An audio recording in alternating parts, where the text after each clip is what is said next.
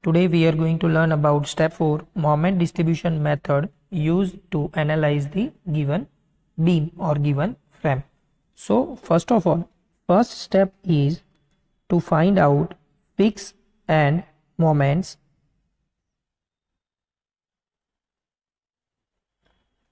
for individual span which is loaded of point load, UDL and combination of point load as well as the UDL.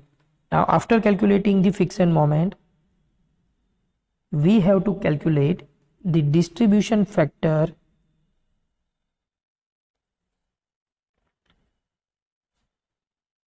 per joint in which for individual member when far and fixed, then we are going to use 4 EI by L, and when far and hinge or roller we are going to use 3 EI by L. For intermediate span,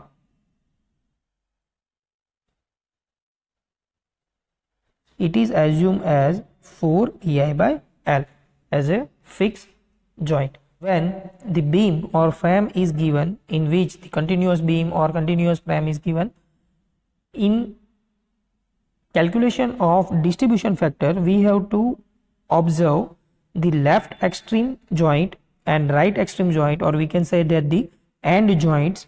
If it is fixed then 4 EI by L, it is hinged then 3 EI by L, and for intermediate span it is taken as 4 EI by L. So for the distribution factor we have to consider these three stiffness as a particular joint or particular member. After calculating the distribution factor per joint, the third step is we have to prepare moment distribution table for distributing the unbalanced moment. After that, we have to calculate unbalanced moment per joint, and that unbalanced moment is multiplied by distribution factor, and this unbalanced moment is distributed accordingly to the particular joint.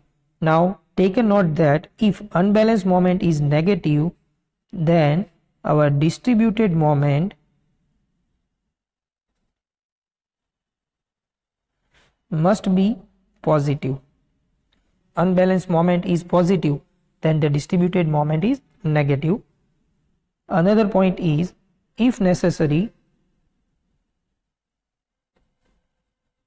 then we have to apply carryover moment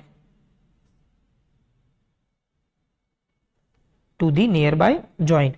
It means that for far and fixed,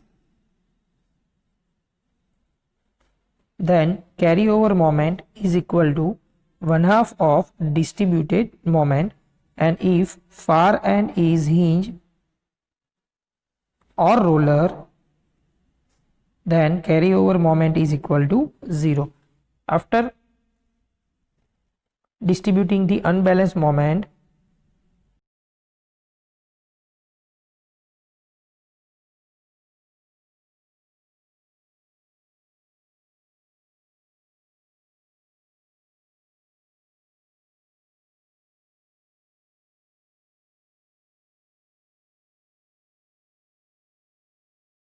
it means that we have to repeat these steps, or we can say that the distributed moment until our distributed moment value is near about 0.1, and we have to repeat this cycle until the accuracy 0.1 or near about 0.1 per joint, summing up,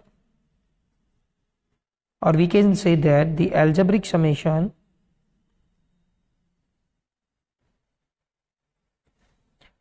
for particular column or say that particular joint is to be done, and take a note that per joint sigma m must be equal to 0. Now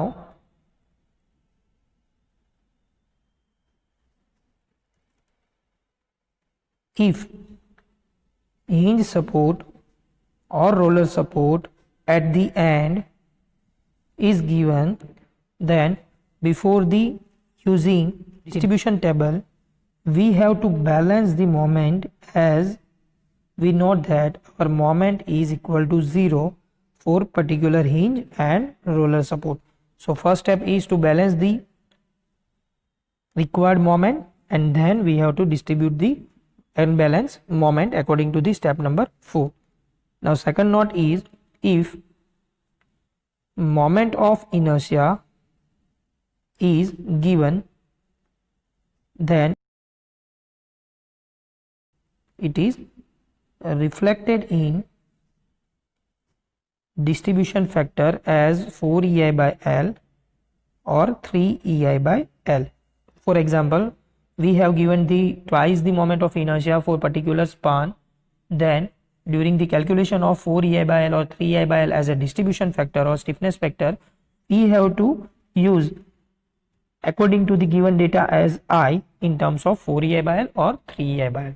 So these are the common steps which is used for the analysis of beam using moment distribution method.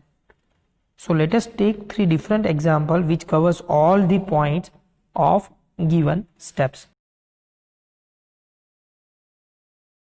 Thank you.